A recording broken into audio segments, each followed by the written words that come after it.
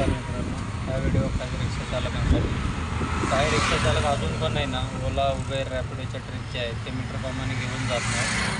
आताच मला एक डेक्कनवरून पंचवटी पासूनचा कस्टमर होतं, तर ते काय बोलले की आता माझी सकाळपासून तिसरी ट्रिप आहे की मी रॅपिडोप्रमाणेच पैसे देतो आणि ते एवढं कमी देते पैसे की जिथं 130 रुपये व्हायला पाहिजे ते 99 रुपये बिल दाखवतं रॅपिडो. तर प्लीज रिक्षावाल्यांना विनंती आहे पुण्यातल्या मालक चालक सर्वांना जे ऑनलाईन ओला उबेर चालवतात की त्यांनी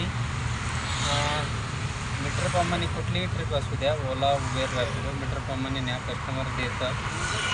आणि जर आपण मीटरप्रमाणे नाही ट्रिप दिली तर कस्टमर असंच आपल्याला ऑनलाईन प्रमाणे बिल देईल आणि त्याच्यामध्ये खूप मोठं नुकसान ते आपल्याला सोसावं लागतं.